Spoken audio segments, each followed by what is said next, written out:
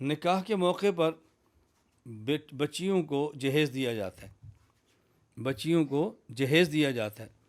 حالانکہ جس آدمی نے لڑکی سے نکاح کیا ہے اس آدمی کے ذمے ہے اس لڑکی کی ضرورت پوری کرنا، سکنا رہائش شوہر کے ذمے ہے، نان و نفقہ کھانا پینا لباس شوہر کے ذمے ہے، سکنا بھی اس کے ذمے، نان و نفقہ بھی اس کے ذمے، لڑکی کے ذمے نہیں ہے۔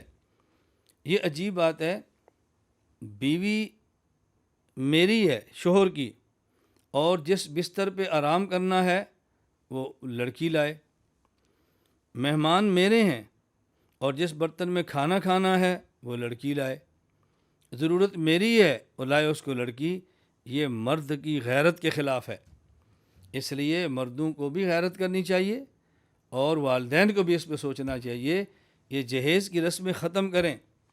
اور عام طور پہ مشہور کر دیا جاتا ہے کہ جی جہیز رسول اللہ صلی اللہ علیہ وسلم نے اپنی بیٹی فاطمہ کو دیا تھا اور فلاں فلاں چیز دی تھی۔ دیکھیں حضور اکرم صلی اللہ علیہ وسلم کی 4 بیٹیاں ہیں، اگر آپ جہیز دیتے تو ایک کو نہیں 4 کو دیتے۔ یہ کیسے ہو سکتا ہے کہ ایک کو دے باقی 3 کو محروم کر دیں؟ مسئلہ یہ ہے اور صورتحال یہ ہے، حضرت علی رضی اللہ تعالیٰ عنہ کے والد حضرت ابو طالب نے رسول اللہ صلی اللہ علیہ وسلم کو سنبھالا ہے، آپ کا ساتھ دیا ہے، آپ کے ساتھ کھڑے رہے ہیں، گو ایمان کی حالت میں دنیا سے نہیں گئے لیکن سنبھالا ہے۔ حضرت ابو طالب دنیا سے چلے گئے، ان کے بیٹے علی چھوٹے ہیں، ان کو رسول اللہ صلی اللہ علیہ وسلم نے بیٹوں کی طرح سنبھالا ہے۔ اب حضرت علی کا نکاح اللہ کے نبی نے کرنا ہے، اپنی بیٹی فاطمہ نہ دیتے کہیں اور کرتے تو سربراہ تھے، تو علی کے گھر کا سامان تو آپ نے دینا تھا، بیٹا جو بنایا ہوا ہے سنبھالا ہوا ہے، تو حضرت فاطمہ کو جو دیا ہے وہ گویا یوں سمجھے کہ اپنے سرپرستی میں پلنے والے جوان ہونے والے علی کو دیا جا رہا ہے۔ کسی اور جگہ نکاح ہوتا شاید اب بھی خیال اللہ کے نبی خود فرماتے کرنا پڑتا۔ تو جہیز کا ہمارا تصور ٹھیک نہیں ہے۔ اس جہیز کے لیے پھر غیرت سے ہٹی ہوئی بات کہ لڑکے والے مطالبہ کرتے ہیں، ہمیں گاڑی چاہیے، ہمیں فریج چاہیے، ہمیں مکان چاہیے، ہمیں فلاں چاہیے، اور لڑکی والے اپنی عزت کی خاطر سود لیتے ہیں، قرض لیتے ہیں اور نہ معلوم کیا کیا چیزیں فروخت کرتے ہیں۔ اللہ تعالیٰ ہم سب کی حفاظت فرمائے۔ جس آدمی نے، جس ماں نے اور جس باپ نے اپنا جگر کا ٹکڑا کاٹ کے تمہارے حوالے کر دیا ہے، اب اس کے بعد پیچھے کیا رہ گیا جو تم اس سے مانگتے ہو؟ اللہ تعالیٰ ہماری حفاظت فرمائے۔ یہ بات ہمیں اپنی بچیوں کو بھی سمجھانی چاہیے کہ بیٹی تم نکاح کے بعد بھی میری بیٹی ہو، تم ہمیشہ میری بیٹی ہو، جو چیز تمہیں چاہیے میں دوں گا۔ اس لیے نکاح کے ساتھ مت دو، بیٹی چلی جائے اور جو اس کو چاہیے اس کو دیتے رہو، وہ اپنی ضرورت کے مطابق چیزیں خریدتی رہے۔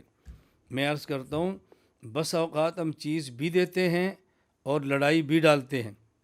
ہم نے اپنی بیٹی کو فریج دی ہے، ساس کو پسند نہیں، بیٹی کو فریج دی ہے اور بیٹی کا جو شوہر ہے اس کے جو بھائی ہیں ان کی بیوی ان کو پسند نہیں، کسی اور کو پسند نہیں، تو نقصان، اور اس میں کیڑے نکالیں گے، برا بلا کہیں گے، بیڈ دیا وہ پسند نہیں، الماری دیا وہ پسند نہیں۔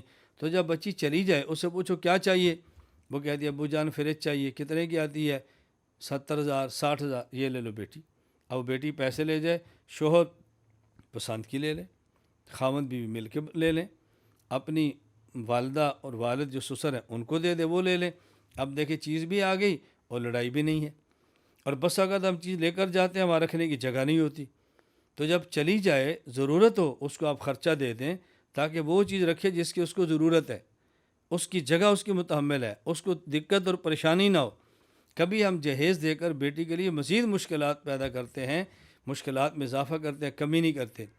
اس لیے جہیز دینے کی بجائے اپنی بیٹی کو موت تک بیٹی سمجھ کر اس کو چیزیں دو اور بیٹی کو جائیداد کے اندر حصہ دو۔ ہم کبھی جہیز دے کر جائیداد سے محروم کر دیتے ہیں، بھائی تجھے تو 10 لاکھ ہم نے جہیز دیا تھا، اب تجھے پلاٹ میں حصہ کیوں دیں؟ تیرے بھائیوں کو ہم پلاٹ دیں گے، تجھے تو جہیز دے دیا تھا تو کیوں مانگتی ہے؟ یہ غلط اور ناجائز ہے۔ اس کا وراثت میں حصہ ہے، ہمیں اس کا حصہ دینا چاہیے، یہ ہمارے ذمے ہے۔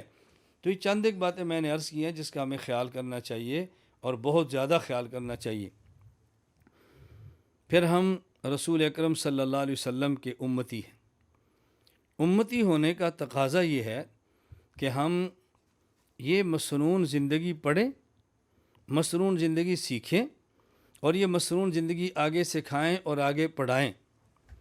اور بہترین دعوت اور تبلیغ اور پڑھانا وہ ہے جو آدمی کی زبان سے نہیں، آدمی کے عمل سے ہو۔ آدمی عمل کے ساتھ پڑھائے، عمل کے ساتھ سکھائے، اصل زندگی وہ ہے۔ بطور خاص ہماری وہ بچیاں جو یہاں مدرسے میں پڑھتی ہیں، ہماری وہ خواتین جو یہاں مدرسے میں پڑھاتی ہیں، ہماری وہ خواتین جن کا بیت کا مجھ سے تعلق ہے، وہ اس گفتگو کو سنیں، اپنی زندگی میں لائیں۔ اپنی شادی خلاف سنت ہو چکی ہے، اپنی اولاد کے نکاح کے لیے سنت کے مطابق کرنے کا فیصلہ کریں۔ اللہ تعالیٰ مدد فرمائے گا، اللہ تعالیٰ مدد فرمائے گا، اللہ تعالیٰ مدد فرمائے گا۔ جب آدمی خلوص نیت کے ساتھ ایک کام کرنے کا فیصلہ کر لیتا ہے، اللہ تعالیٰ پھر مدد فرماتے ہیں اور ضرور فرماتے ہیں۔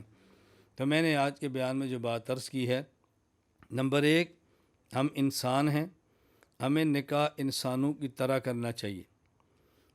نمبر 2، مسلمان ہیں، ہمیں نکاح مسنون کرنا چاہیے مسلمانوں کی طرح۔